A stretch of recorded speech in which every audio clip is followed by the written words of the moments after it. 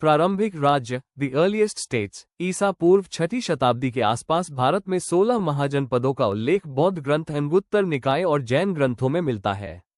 इनमें प्रमुख थे मगध, कोसल, अवंती, वजी, काशी, गांधार और पंचाल आदि। इन राज्यों के दो स्वरूप थे, राजतंत्रात्मक राज्य मोनाकीज जैसे मगध और कोसल, गणसंघ रिपब्लिक्स जैसे वजी और मल जहां सामूहिक सभाओं के द्वारा शासन चलता था। नगरीय केंद्र अर्बन सेंटर्स इस काल में राजगृह, कौशाम्बी, उज्जैनी और वैशाली जैसे नगर प्रमुख व्यापार और राजनीति के केंद्र बने।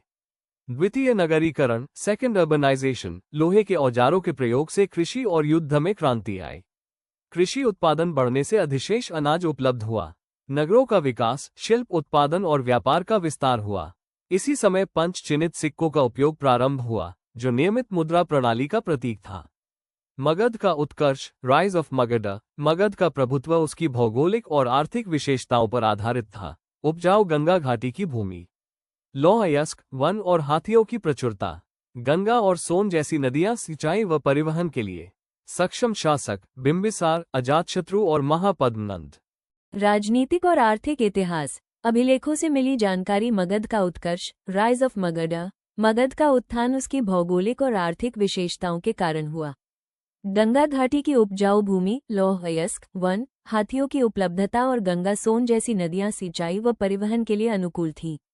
साथ ही बिंबिसार, अजातशत्रु और महापद्मनंद जैसे शक्तिशाली शासकों के कारण मगध शीघ्र ही महाजनपदों में अग्रणी बन गया।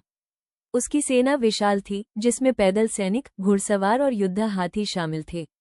मौर्य साम्राज्य द मौर्यन एम्पायर 321 BC में चंद्रगुप्त मौर्य ने कौटिल्य के मार्गदर्शन में मौर्य साम्राज्य की स्थापना की। इसकी जानकारी हमें अर्थशास्त्र, इंडिका और अशोक के अभिलेखों से मिलती है। प्रशासन साम्राज्य का प्रशासनिक ढांचा सम्राट से शुरू होकर प्रांतों, जिलों और गांवों तक फैला था। मंत्रिपरिषद और विभिन्न अधिकारी शासन संचालन में सहयोग करते थे। अर्थव्यवस्था भूमि से प्राप्त उपज का 1/6 भाग कर के रूप में लिया जाता था। राज्य का नियंत्रण खनिज, वन और नमक पर था।